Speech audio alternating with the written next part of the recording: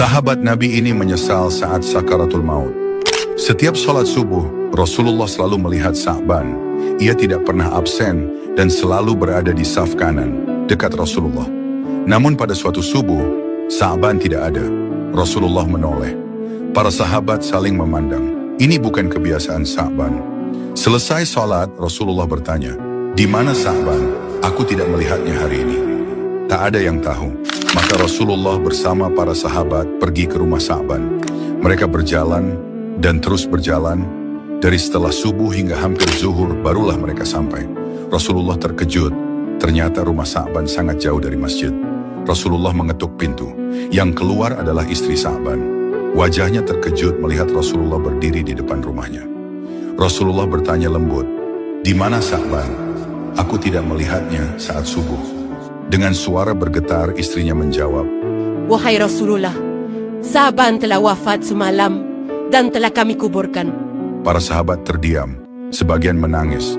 Rasulullah Shallallahu Alaihi Wasallam mendoakan Sa'ban. Lalu istrinya berkata, "Wahai Rasulullah, sebelum Sa'ban wafat, ia berteriak 3 kali." Rasulullah Shallallahu Alaihi Wasallam bertanya, "Apa yang ia ucapkan?" Istrinya menjawab, "Kenapa tidak lebih jauh? Kenapa tidak semuanya? Kenapa tidak yang baru?" Para sahabat bingung, apa maksudnya? Rasulullah tersenyum. Lalu beliau bersabda, "Sesungguhnya sebelum wafatnya, Allah menampakkan amalan-amalan Sa'ban. Mana teriakan pertama? Kenapa tidak lebih jauh?" Rasulullah menjelaskan, Sa'ban diperlihatkan pahala langkah kakinya ke masjid.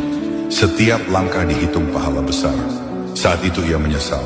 Kenapa rumahku tidak lebih jauh, agar langkahku lebih banyak? Makna teriakan kedua, kenapa tidak semuanya?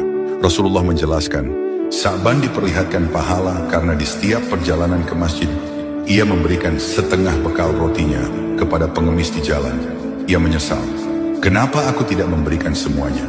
Makna teriakan ketiga, kenapa tidak yang baru?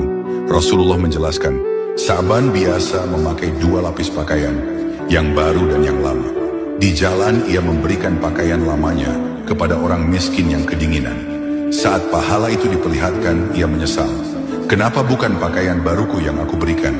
Mendengar penjelasan itu, para sahabat menangis, istri Sa'ban menangis. Dan kita yang mendengarnya ikut tersentak.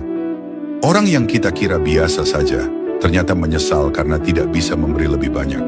Bukan orang yang banyak dosa yang selalu menyesal saat mati, tapi justru orang yang sadar betapa besar pahala amal kecil. Like dan subscribe untuk kisah penuh hikmah lainnya.